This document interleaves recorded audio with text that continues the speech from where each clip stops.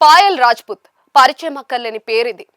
RX-100 మంగళవారం సహా పలు చిత్రాల్లో అద్భుత నటనతో ఆకట్టుకున్న ఈ పంజాబీ బ్యూటీ ఇటీవల వ్యక్తిగత జీవితంలో తీవ్ర ఒత్తిడిని ఎదుర్కొన్నారు. ముఖ్యంగా తాను ఎంతగానో ప్రేమించే తన తండ్రిని కోల్పోయాక మానసికంగా కుంగుబాటుకు లోనయ్యారు.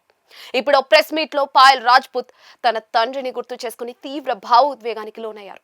తన ప్రస్తుత మానసిక పరిస్థితి గురించి ఓ జర్నలిస్ట్ నేరుగా పాయల్ ని ప్రశ్నించారు. జైపూర్లో విపాసన ధ్యాన ప్రక్రియలో పాల్గొన్నప్పటి అనుభవాలను ప్రశ్నించగా పాయల్ జవాబిచ్చారు. తన జీవితంలో తండ్రికి ఉన్న ప్రాముఖ్యతను ఈ నటి వివరించారు. సరిగ్గా తాను విపాసన ధ్యాన కోర్సులో చేరిన సమయంలోనే తన తండ్రికి క్యాన్సర్ అని నిర్ధారణ అయిందని, అది తమ కుటుంబం మొత్తానికి అత్యంత బాధాకరమైన సమయమని ఆవేదన వ్యక్తం చేశారు. ఆ క్లిష్ట పరిస్థితుల్లో ఏం జరుగుతుందో అర్థం కాక తన మనసు అల్లకల్లోలంగా ఉండేదని పాయల్ పేర్కొన్నారు.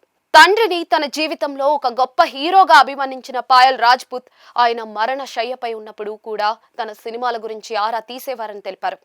ఇటీవల విడుదలైన తన పంజాబీ సినిమా ఖుష్ ఖబరీని చూడాలని తన తండ్రి ఎంతగానో తప్పించారని గుర్తు చేసుకున్నారు.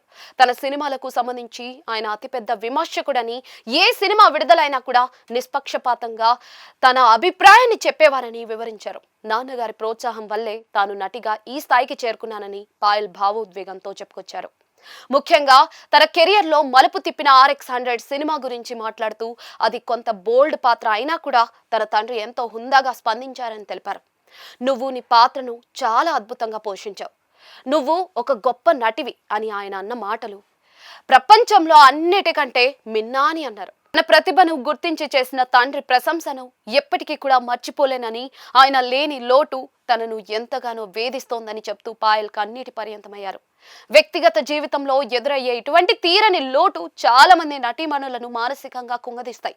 పాయల్ కూడా తన తండ్రి మరణం తర్వాత తీవ్ర కంగుబాటుకు లోనయ్యారని, ఆ బాధ నుండి బయటపడి మానసిక శాంతిని పొందేందుకే విపాసన ధ్యాన శిక్షణ తీసుకున్నానని వెల్లడించారు.